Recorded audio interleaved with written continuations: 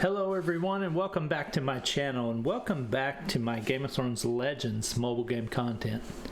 So today folks, the Battle of the Bastards is going on and I've been struggling to try to find the time to be able to make a video talking about this event. I really want to because there's been some changes in the event and I really want to talk about them because the event completely plays differently from what we were used to before.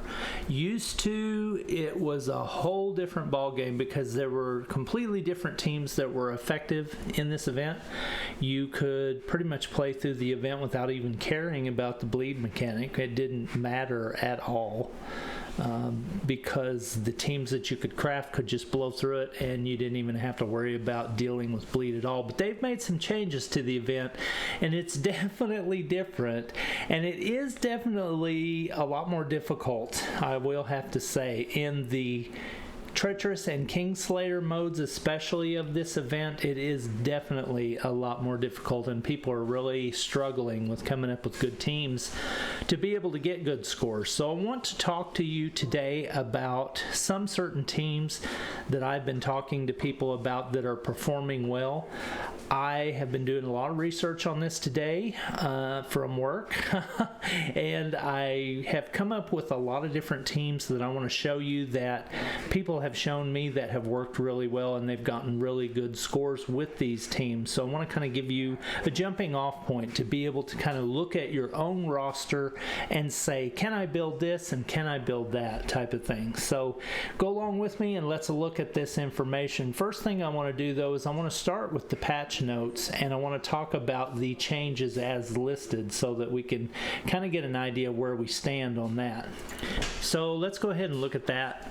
On the 5.19 patch notes, we see where they're talking about Joffrey Baratheon, the future king. He is actually one of the people that is very good in this event, can be very good in certain teams, and I will talk about him just a little bit later, but I wanted to, and I'll also talk about Stannis as well because he's another really key player.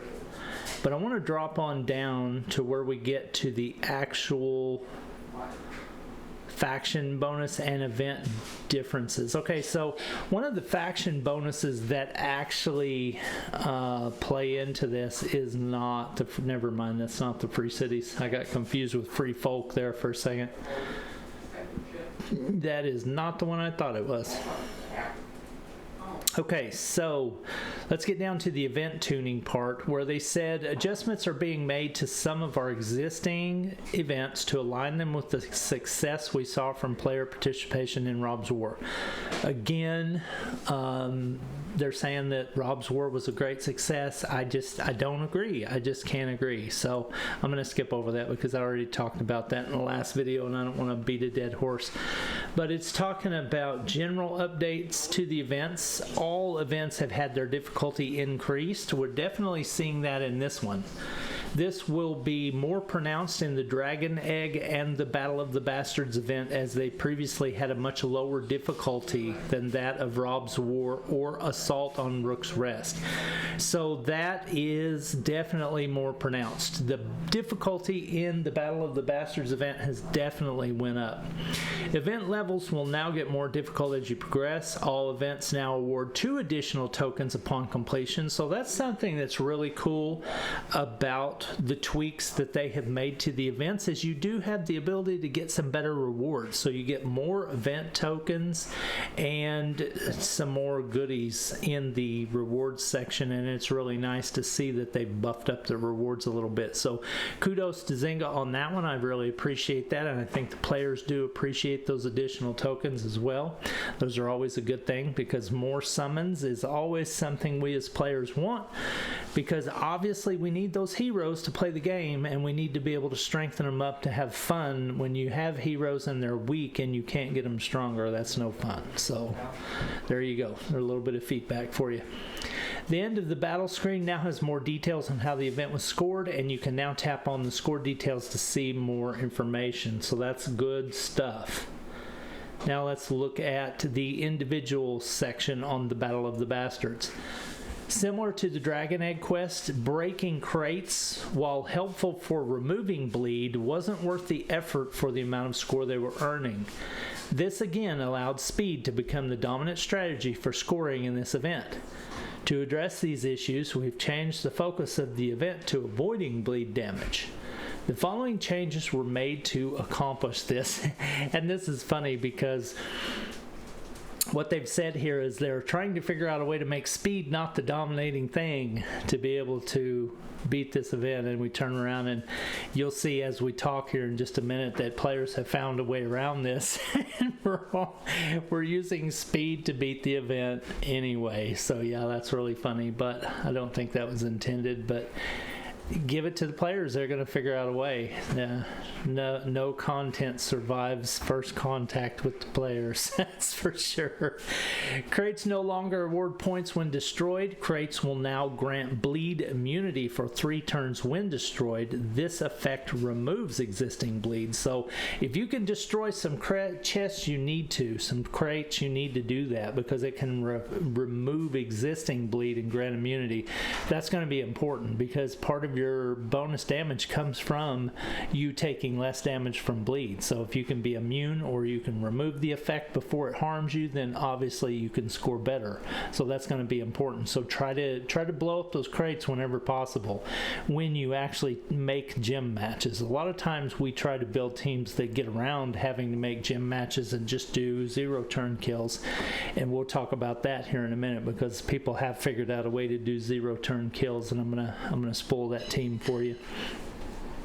The Rain of Arrows will now strike your champions at the start of battle, applying 3 bleed, and members of the Free Folk faction are immune to bleed from the Rain of Arrows. So this is a big deal right here. This is something you really need to consider trying to work in the Free Folk faction into your team if you can, because they're immune from bleed from the Rain of Arrows, which is a big deal because if your heroes get hit with it at the start of the battle, it gives you 3 bleed right away. And you need to get that away so that you can score better. So that's really cool.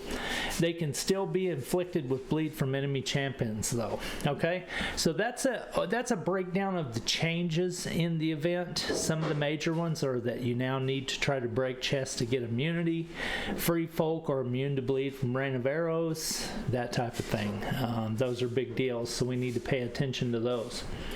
So one of the things that I wanted to do though is I want to look at certain heroes because throughout the team compositions that I've been able to find today, I've noticed one thing. Stannis is important. Stannis as leader seems to be the key to a lot of these teams. The new Joffrey Baratheon, he is important to a lot of teams, and his leadership ability is pretty important as far as the makeup of the team. And then Free Folk and stuff like that, Baratheons, some Lannister team builds have been very effective. Those are the kind of things you need to be thinking of. Now, obviously, you've seen a lot of different players out there utilize the Baratheon builds, the Baratheon teams, the Baratheon rainbow builds and all that kind of stuff. Those can be very, very effective as well. I personally didn't want to focus on trying to talk about any of those because those have already been talked to death. So I'm looking at trying to come up with something different and show you some different makeups so that if you're like me and you don't have a lot of good Baratheons in your roster, I'll go ahead and show you my Baratheons so you can see what I'm saying. My Baratheons are kind of pitiful, if you want to know the truth. I have these Baratheons right here, but I don't have them at leveled or very high star levels at all. I have Stannis and I have Joffrey. I have Melisandre, Robert. They're all pretty high star levels, but I have no levels put into them because honestly the Baratheons haven't been useful to me as of yet. And now that we get into this event, I'm wishing I did because now they're very useful all of a sudden. Imagine that. So the Baratheon teams, yes, are good. I will admit that. You can make a good rainbow team out of Baratheons and they've been shown to be very effective. So if that's your thing, then go for it. But I'm going to show you some other stuff, things that you can build if you can. But let's look at Stannis real quick because You'll notice a trend real fast in all the teams that I show you that Stannis is just about in every single one of them. His leadership ability is at the start of combat, Stannis grants all allies plus 25% gem damage. So it doesn't matter what faction they're in, they're going to get a gem damage bonus because he's the leader. When an enemy's shield is broken, this gem damage buff is doubled for 3 turns. So 50% gem damage to all your allies, no matter what faction they're in, if you bust a shield, but then 25% at all times. So that's a pretty good bonus because gem damage is something that you just do and it happens, and if you can get a bonus on it, great. His other skill, only forward 3, I have it at level 3 at max because my Stannis is 6 stars. It says when an enemy is defeated, Stannis removes 3 debuffs from all Baratheon allies. He then either destroys 4 power-ups if available or gems. Okay, so if you build a team that has Baratheons in it, he's going to remove bleed from your Baratheons. That's killer, because what that does is that allows you to score better because you take less damage from bleed and you end those bleed stacks before they can damage your team. So if you can make a team with Baratheons in it, with Stannis, in there, he's going to do some work for you right there. Now, the second part of this skill is even just as more crucial. He can destroy 4 gems or 4 power-ups or 4 crates he can destroy as well. You get the bonus from the crates when he destroys them. So that's why this is such a good skill to have in the Battle of the Bastards. So needless to say, Stannis is going to be the Manus in Battle of the Bastards. His hard truce skill, Stannis strikes all enemies, so he is an AoE as well. So if you're trying to do a 0-turn team, and he's charged up, guess what? He's going to hit everybody, and he's going to kill them all. On normal and hard, Stannis can wipe a whole enemy team easily. Now on Treacherous and Kingslayer, it just depends on how strong your Stannis is and how good a gear you got on him. Whether or not he can do that at those levels or not, that's just kind of a personal power type thing. For me, my Stannis in Treacherous, he starts to get to the point to where he can kill almost all of them in a single turn, but it's kind of pushing it. Kingslayer, no, but he does a lot of damage and sets up for somebody else to come in behind him and then do some work too. Okay, so let's look at Joffrey Baratheon next, because he's another critical player that you'll see in a lot of people's teams. He has His leadership ability is one of the things that's so cool. When an enemy drops below 50% hit points, Joffrey spawns 1 coin gem and destroys 2 random gems. Now, for me, this is the leadership ability at level 1. At level 2, he spawned increased by 1 and gems destroyed increased by 1, so he destroys 3 random gems. And then I'm not really sure what it is at a maxed out level because I obviously don't have him there. I only have him at 3 stars right now. I did go ahead, and you'll remember in the last video I had him at 2, and I said I wasn't going to pull anymore for him because I didn't want to waste all my green tokens. Well, I changed my mind because I've seen how good he can be in a lot of different things. So I think he's going to be a really great hero to power up and keep, just because he can be so effective in so many different things going forward that I think Joffrey Baratheon is going to be a must-have later on into the game. I'm really impressed with him and his design. I like him and I like his skills. I do not like him in the Game of Thrones lore. I think he's a wiener, but his hero in the game is really super cool. I'm not tired. Joffrey counts as a member of both factions, so this is cool. He can play as Lannister or as Baratheon, so he works in a lot of these teams and gets many benefits of both. So he is very cool to have in a lot of these team builds, okay? So now what let's do is let's look at the event itself so that we can kind of get an idea about some of the bonuses that they have said would happen when you play the event. So the event featured heroes. The champions receive 100% attack, 100% defense, and 25% tenacity, which basically means they kind of shrug off enemy effects.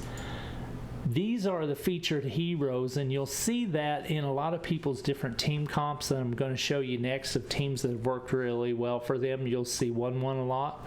You'll see Tormund a lot. Ramsey can be very effective. I haven't really seen a team with this guy right here in there, but I have seen the Flayer, and those are pretty much the main ones that I see people using. They are all free folk champions, which all of these that are free folk champions are immune to the bleed from Rain of Arrows, just like we talked about earlier, but they're just kind of reminding you here. So these are some of the good heroes that you want to think about possibly adding into your team. 1-1, Tormund. I'm really excited to see Tormund be so good in this event, because if you've watched any of my content from the past, you know I absolutely love Tormund. He's such a beast. He was so much fun in my AoE team that I used to love so much, that I used to love to play. Tormund was such a cool part of that team, because he would come out and just one-shot everything because he was so strong. He comes out in this event like that again. He is a part of a good zero-turn team where he can, if he gets charged up and he gets a turn, he can wipe the whole field on normal and hard and on into treacherous, just depending upon the level you have him at and his gear that you've got him at. So right now, don't look at that team. That was something else that I was doing that had no bearing on this, because as you can see, I haven't done it yet. None of these events I haven't done yet. So I'm not going to actually go into playing the teams. That's one of the reasons why I just want to show you what the research I've been doing and what I found instead of actually playing it tonight. I don't really want to play it right now, but I do want to show you some of the teams that I've uncovered. And I've done a lot of research on this, so I know a lot of these teams are very successful. So let's talk about the first one. This is a team that I found from a player that was making very high scores, almost maximum level scores on normal and hard and on into treacherous. You'll see a common pattern among these teams where they have Stannis as the leader. A lot of people are thinking, oh, make 1-1 the leader and his stealth ability will do blah, blah, blah. Well, you're better off just having Stannis as the leader, trust me. Not because he's cleansing a debuff on any of his Baratheon allies in this team, because obviously you can see there are no Baratheon allies in this team, but the remainder of them are free folk, and they are immune from the bleed from Rain of Arrows, and they're just tough, they're just strong, and this team performs well. Godswood Defender can also remove debuffs as well, so he has been found his way into a lot of teams. Tormund is just a beast. He has a beastly strong AoE. He can wipe a lot of things. And one of the things you're trying to do is you're trying to get the event over with as fast as possible before bleed has a chance to really stack up on you and do a lot of damage, because the more damage bleed does, the lower your score is going to be. So you obviously want to cleanse it and beat them, or just beat them as fast as possible. The next team I found that have been really successful, and it's kind of similar to this team in exception that it adds your Gret in for Godswood Defender, and this is basically more of a damaged focused team. You've got Lord of Bones doing some damage, Tormund doing some damage, your Gret doing some damage, 1-1, and Stannis, so this is another variation of a Baratheon-led free folk team that's doing really well in the scoring. Now, this one a little bit fuzzy for some reason, sorry about that, but this is an example of a mixture of factions. You have 3 free folk, and they're not taking damage from the bleed Rain of Arrows, but then you have Stannis in here, and you have Joffrey Baratheon as leader. So this is where Joffrey starts to use his skill of destroying enemy gems in combination with Stannis destroying enemy gems, which is causing the board to constantly move and to cycle and to get things going. So that can be a very effective team as well. Another one that's been very effective for a lot of people is combining just a little bit more of the Baratheons with a little bit of the Lannisters. So it's playing two synergies that mix well with each other in the same team. If you look at your bonuses screen on your players, you'll see that they're getting the bonus from the Baratheon and the bonus from the Lannisters, all of them. So everybody's getting the bonus from Baratheon and everybody's getting the bonus from the Lannisters in this team, and it just works really, really well. You've got the scout mechanic between the two of these two, and you've got just some all-around good action going on with this team that is scoring surprisingly well. Joffrey has turned out to be a very good leader, and his leadership ability is really good. It's going to be really good.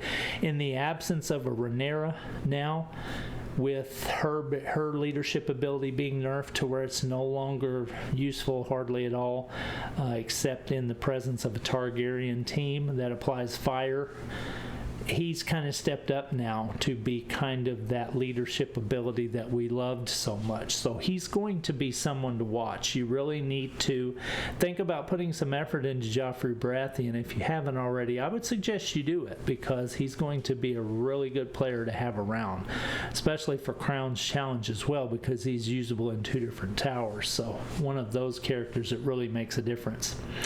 All right, so now let's get to the moment you guys have all been waiting for.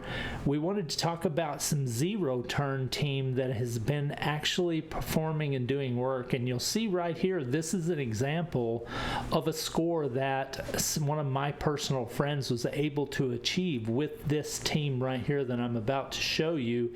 It is zero turn capable. You may have to do it a few times because you have to get a really good lucky board set at the start to get key players charged and ready to go, but it can be zero turn enabled to where it will happen. You just have to do it a few times sometimes, but this right here is proof of a zero turn score. If you can make this happen on just about all of your battles, you're almost guaranteed #1 spot, because everybody else on a one turn team is getting like 158 something. This is an example of a zero turn score right here. So this is only achievable with a zero turn team.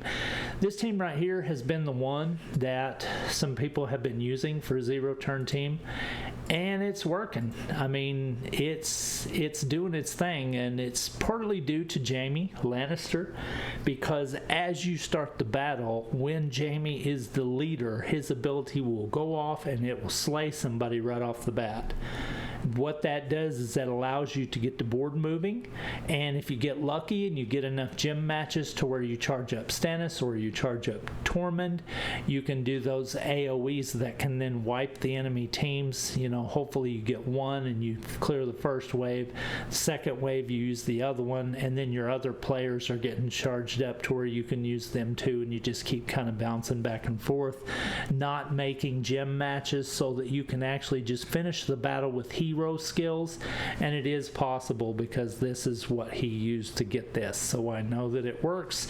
He actually did this with this team on a treacherous mode, so this team is capable of doing zero turn kills in treacherous. So just something to kind of think about if you're wondering, you know, yes, I know normal and hard you can do with a zero turn team, no sweat, but can you in treacherous, and can you in Kingslayer? Well, Kingslayer, I don't know, because I have not been able to really find anyone that has the power to be able to do it in Kingslayer. I'm sure there is some, and I'm sure we'll start to see those be made public. But for right now, this is about the limit of it right here. Now, this team could definitely be stronger, and it could perform a lot better if it was, but like for heroes like Ygritte and Godswood Defender, and for some people Tormund, a lot of people just haven't put a lot of levels into these, so they kind of got caught with their pants down at the start of this event, not being able to field those fully leveled out and powered up teams. Obviously he has a lot of stars on a lot of his people, and Ygritte's the only one that really kind of suffers, but even still, this is still a lot of power right here, and it did get him a 0-turn score, as you can see right there in the treacherous mode that he was in. So just wanted to show you this and let you know that a 0-turn team is possible. A lot of people in my Discord have been asking, hey, what team? Well, there you go. I'm telling you right here. This is a 0-turn capable team. These are some other versions of teams that are working really well. So I've tried to give you a selection so that you can kind of try to mix and match and see what you have versus what I'm saying works, and see if you can come up with a team that will work for you. This is really subjective, and it's hard to do for a one-size-fits-all approach, because what's good in my roster may not be what's good in yours. So that's why this is such a subjective event right now, because people are just slapping together everything, trying everything to come up with that killer team combo. And right now we just don't have it, but we have a lot that work well. So, think about that. Possibly look at building you some of those teams with some of these type heroes, and hopefully you will do well in the Battle of the Bastards event. I hope this has helped you. I hope you have got a lot to think about now as far as strategy and what you can do going forward to possibly do better. Now, Kingslayer, you're on your own. I don't know what to tell you on that one. I think you're just going to have to kind of build the best team you can and hope for the best. Good luck on that one, because I'm hearing a lot of things. I'm hearing a lot of crying around the internet right now from people that are saying that Kingslayer, oh my God, it's too tough. Yeah, well, they told us that the difficulty had been increased and they weren't playing around. So we're seeing that right now. So thank you for watching my content tonight. I really appreciate you being here. I know you had a million other things you could be doing tonight, but you chose to spend it with me, talk about Game of Thrones Legends. That's awesome. I appreciate you. If you've enjoyed it, think about liking and subscribing. I've got a milestone. I'm trying to reach 5,000 subscribers, and I would give anything if you'd partner with me to do that and drag me across the finish line. I'd really appreciate it. Talk to you later in a video about Game of Thrones Legends coming soon. Peace.